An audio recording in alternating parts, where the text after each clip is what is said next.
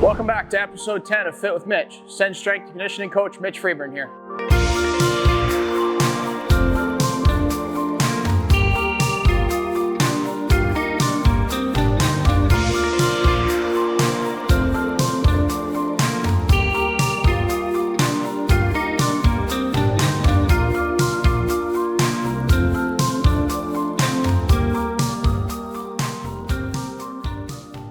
On today's episode, we're going to talk about how you can use a sled multiple different ways and accomplish many alternating and differentiating goals to complement what we can produce on and off the ice. So regardless of what you have access to, there's a multitude of different types of sleds, different arrangements, different setups. However, with a little bit of creativity and a little bit of usage and experience, you can accomplish similar goals no matter what kind of sled that you do have. For the purposes of today's episode, the sled that I'll be using, it'll just have two handles that we can simply use to push and pull and apply force to. Now, where do we integrate sled training into preparing for the on the ice? A little bit different, but the crossover effect and the enhancement of mechanics is what we're trying to do. So on the ice, you'll see that powerful extension and abduction and external rotation of the foot as we try and apply force into that ice to propel our athlete forward or backwards. With the sled, what we are trying to really focus on is our sprint mechanics. So for track and field athletes, this is a direct correlate, but for our hockey players, we're really trying to emphasize and build upon that hip extension quality, which then we can apply out on the ice and continue to further reinforce and get more and more specific to that skating stride. As a starting point, I'll expand on what I meant with that hip extension. When you're behind the sled, you want to create length with your arms. Notice my posture, my front leg and my back leg in full extension.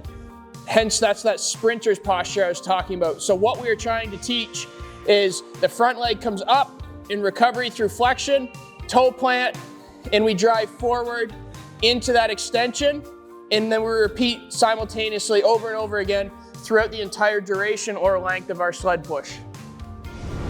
Now, depending on the goal of the session or the period you're in within your off season, you can utilize the sled for multiple different goals. You can really load the sled down with weight and external load to slow that athlete down to try and enhance the mechanics and build on strength. As we progress through the off season, you can knock the weight down and increase athlete speed. Therefore, we're working on that power output and that speed production.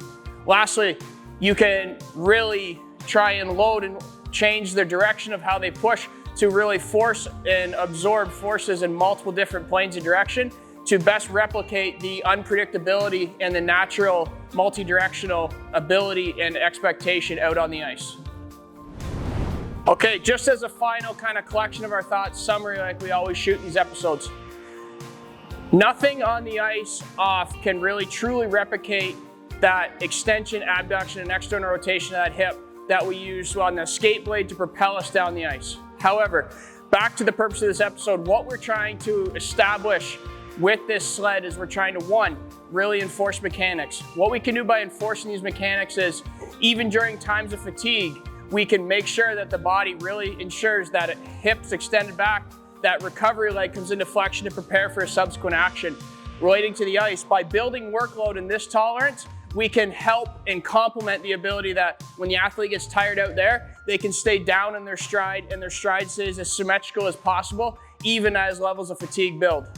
Secondly, what we're trying to really work on is we're trying to focus on that hip extension and that recovery of that leg. By building strength, we're working on and utilizing one tool that they use for movement and propulsion out on the ice.